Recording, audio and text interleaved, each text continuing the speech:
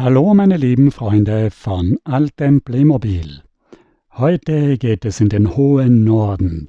Die Eskimos leben im ewigen Eis und die Polarexpedition hat ihre Forschungsstation aufgebaut. Eine faszinierende neue Spielwelt von Playmobil.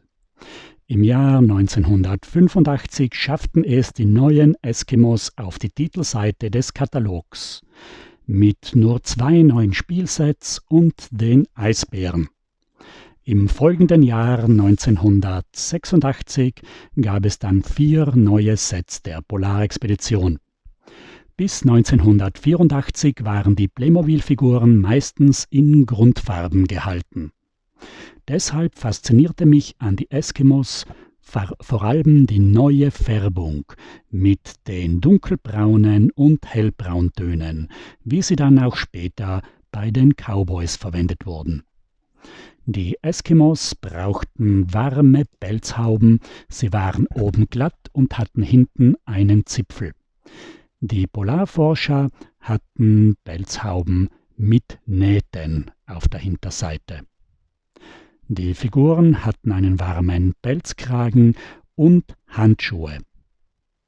Die Handschuhe waren vorne geschlossen, man musste zuerst das Werkzeug in die Hand geben und konnte erst dann die Handschuhe auf die Drehgelenke aufsetzen. Man konnte so aber auch Werkzeuge tragen, die sonst vielleicht aus der Hand gerutscht wären. Die Eskimos hatten schön verzierte Beinschienen. Die Forscher trugen die roten, aufgesteckten Schuhe von 1979. Für die Kinder gab es keine Handschuhe und auch keine Beinkleider. Das erste Eskimo-Set, das wir uns anschauen, ist das Iglo mit der Eskimo-Familie. Neben Mann, Frau, Junge und Mädchen ist auch das neue Baby von 1984 enthalten, in einer neuen Rückentrage viele Jahre vor den Indianern. Zu diesem Set gehören auch 2 neue Schlittenhunde mit einer neuen Form und einer Anspannung für den Hundeschlitten. Das Iglu besteht aus 3 Teilen, einer Bodenplatte, einer Mauer und einem Dach. Das Dach kann man öffnen, innen drinnen gibt es eine umlaufende Sitzbank für die Eskimos. Die Eskimos kochen mit einem Benzinkocher, es ist hier auch ein Benzinkanister dabei. Zur Verteidigung haben sie ein modernes Gewehr mit einem Zielfernrohr und zu den Werkzeugen gehört eine Axt zum Bau des Iglos und ein Paddel, 2 Lanzen mit breiter Spitze und eine Lanze mit schmaler Spitze. Jetzt sind wir bereits beim zweiten Eskimo-Set von 85, Kajak und Hundeschlitten, mit 2 neuen Robben, die ganz neu gestaltet sind, nicht mehr die Robben von 79 aus dem Zirkusset. Das schnittige, lange Kajak bietet Platz für eine Figur. In der Hand hält der Eskimo die Paddel, vorn hat er den Speer aufgesteckt. Den Speer kann man ebenso an beiden Seiten des Schlittens aufstecken. Der Schlitten besteht aus einer Gussform. Hinten fehlt mir die Transportkiste. Es war ein Benzinkanister und ein Benzinkocher dabei. Es gibt eine Filzdecke, die man mit Seilen an den Schlitten anbinden kann. An der Anspannung des Schlittens hängen 5 Schlittenhunde. Sie sind am Rücken mit der Anspannung eingehängt. Das schaut sehr wackelig aus, ist in Wirklichkeit aber sehr stabil und man kann mit dem Schlitten sehr gut spielen. Es sind 2 Gewehre dabei, ein modernes Gewehr mit Zielfernrohr und noch eine alte Flinte. Diese sieht man auf der Verpackung nicht, aber auf der Bauanleitung ist sie aufgezeichnet. In diesem Set waren 3 Figuren dabei, 2 Erwachsene und ein Kind. Und wie gesagt, 5 Schlittenhunde und 2 Robben. Das dritte Eskimo-Set von 85 waren die 2 Eisbären auf einer schwimmenden Eisscholle. Ein erwachsener Eisbär und ein Baby-Eisbär. Das waren nicht die alten Braunbären, sondern wirklich neu gestaltete Tiere. Im Jahr 1986 kamen die 4 Polarexpeditionssets heraus.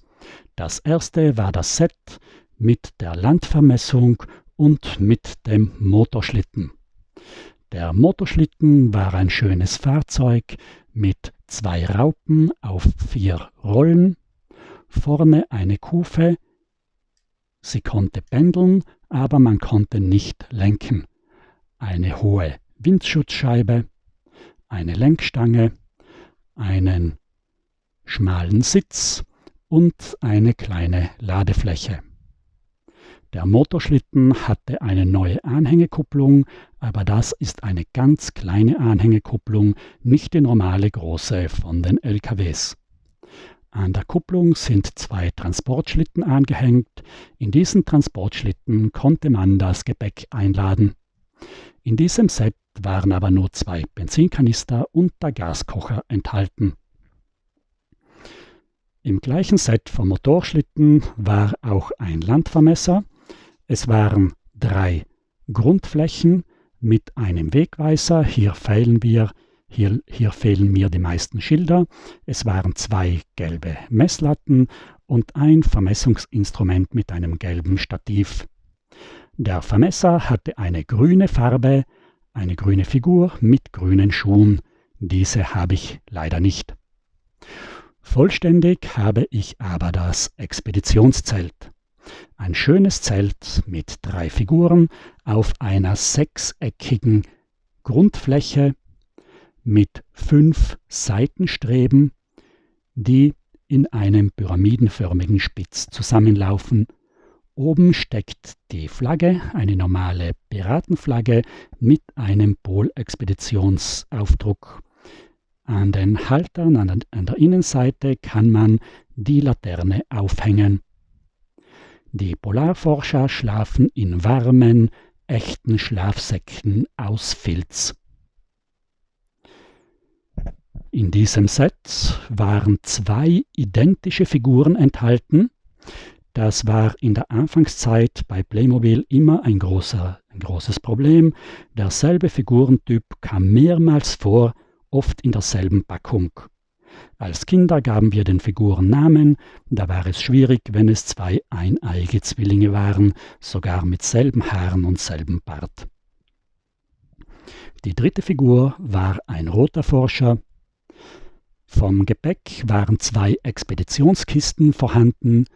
Es gab verschiedene Aufkleber, Kamera, Fotoset, Polarservice. Es war ein gesamtes Treibstoffset mit Ölfass, Benzinkanister, Ölkanne und Trichter. Es waren 2 Paar Ski mit den Skiträgern vorhanden, ein Schneeschaufelset mit einer kleinen und einer großen Schneeschaufel, ein Gewehr mit Zielfernrohr und ein Fotoset mit Stativ, 2 Fotoapparaten, Blitzgerät, Teleobjektiv und einer Filmkamera, wie sie auch bei der Safari verwendet wurde. Das dritte Polarset war das wunderbare Schneeflugzeug mit der Landebahn und der Wetterstation. Das Schneeflugzeug hatte aufgesteckte Kufen, die man vorne abnehmen konnte. Hinten gab es aber nur die Kufe und kein Rad. Ich sage das deshalb, weil das Schneeflugzeug im Jahr 91 als Air Taxi Albatros in blauer Farbe nochmal herauskam und dort fehlte eben hinten ein Rad. Es war kein Rad und keine Kufe enthalten. Das Air Taxi Albatros kam im Jahr 2014 nochmal im Direktservice heraus. Das Flugzeug hat vorne eine Windschutzscheibe und innen drinnen 2 Sitzplätze. Es sind links und rechts 2 Steuerknüppel. Unter der Einstiegsstufe befindet sich der Benzintank und im Heck haben wir einen Kofferraum mit Deckel, wo man die Koffer einladen konnte. Es gab eine Landebahn mit den Signalhäuschen, eine Wetterstation mit einem Mast und einem Windsack, einem Windmessgerät und mit einer Wetterstation mit 3 Instrumenten und mit Deckel. Alle 3 Figuren hatten keine Handschuhe. Der gelbe Forscher, der schwarze Flugzeugpilot mit seiner Aktentasche und der Mechaniker. Er hatte einen Tankhandwagen, es waren noch 2 Ölfässer und 2 Koffer dabei. Das letzte Set der Polarforscher war das Expeditionsfahrzeug mit den Raupen und mit 3 Figuren. Es ist eine umgebaute Pistenraupe von 1984. Statt dem Räumschild hatte das Fahrzeug vorn eine Seilwinde aufgesetzt und hinten eine Einstiegsstufe. Auf derselben Gussform mit den 4 Scheinwerfern war auch noch eine zweite Halterung für die Rückseite vorhanden, die aber ohne Funktion war. Wir haben auf der Kabine 2 Scheinwerfer und ein Blinklicht. Innen drinnen haben wir ein Autotelefon. Der Fahrer hat eine Lenkstange. Hinter der Kabine gibt es eine Reihe von Steckmöglichkeiten für verschiedene Werkzeuge. Wir sehen hier die breiten Raupen auf ihren Rollen. Die Ladefläche ist einfach eine glatte Ladefläche, auf der man die Container aufladen konnte. Es waren 2 Container dabei, ein roter Laborcontainer mit Laboreinrichtung und 2 Stühlen mit Solarzellen und mit Radarantenne. Diesen habe ich leider nicht. Ich habe hier nur den blauen Wohncontainer. Der Wohncontainer enthält ein Stockbett, 2 Schränke, einen Stecker, wo der Feuerlöscher aufgesteckt ist. Es ist ein Fernseher enthalten und es gibt auch einen Kofferradio. Es sind 3 Figuren, wieder 2 identische blaue Polarforscher, wie beim Expeditionszelt, und ein roter Fahrer. Die identischen Figuren wie beim Expeditionszelt, wie gesagt, dieselben Figurentypen, immer mehrmals. Vom Werkzeug gibt es hier ausschließlich 2 Schneeschaufeln, das heißt eine große und eine kleine Schneeschaufel. Das waren jetzt alle Sets der Polarexpedition von 1986. In den Dioramen mit der Polarexpedition sieht man häufig den Fischkutter Susanne als Versorgungsschiff. Dieser Fischkutter aus dem Jahr 83 gefällt mir besonders gut, weil er einen sehr schön gestalteten Rumpf mit einem durchlaufenden Kiel hat, bis hinten zur Schiffsschraube und dem Steuerruder. Auf der Seite 2 Ständer, damit er nicht umfällt. Vorn am Bug haben wir eine Ankerwinde. Es gibt 2 große Masten mit orangen Segeln. Hinten haben wir das braune Steuerhaus mit dem Steuerrad, links und rechts Positionslichter, oben die Hupe. Wir haben eine sehr große Seilwinde, einen Frachtraum. Es sind 4 Figuren an Bord, 2 Fischer, ein Steuermann und ein Matrose in grüner Farbe. An der Seilwinde habe ich hier den Tiefseetaucher von 1984 befestigt. Es ist der Taucher mit den Stahlschuhen, mit den Bleischuhen, mit den Bleigewichten, einem Tauchermesser und dem Tiefseetaucherhelm. In der Badewanne konnte man über den Schlauch Luft einblasen und dann stiegen Luftblasen aus dem Helm auf.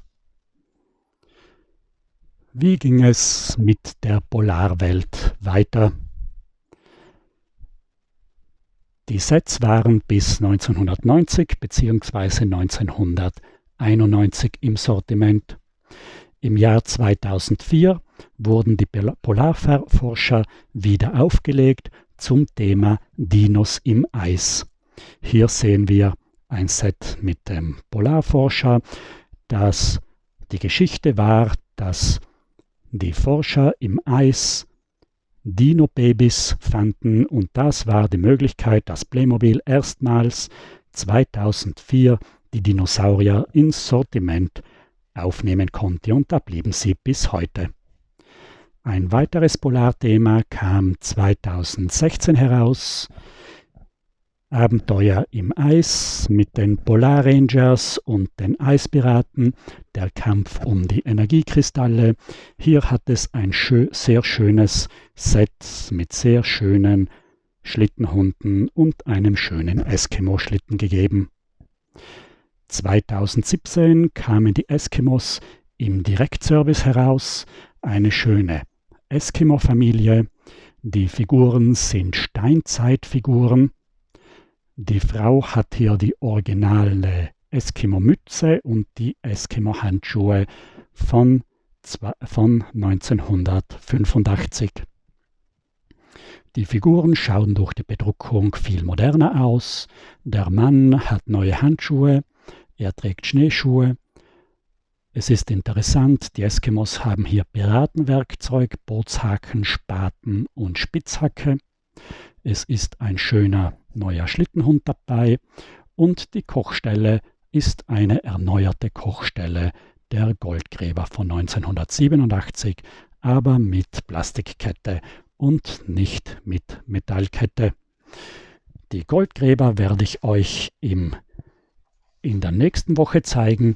Wenn ich es zeitlich schaffe, werde ich in der nächsten Woche die Westernwelt von 1987 vorbereiten. Bis dahin möchte ich mich von euch verabschieden. Ich hoffe, dieses kleine, eher unbeliebte Thema hat euch interessiert. Es war nämlich ein Problem. Als Kinder wollte man nicht im Sommer im Sandkasten mit den Eskimos spielen. Ich wünsche euch noch ein schönes Wochenende und es würde mich freuen, wenn wir uns am nächsten Freitag wiedersehen.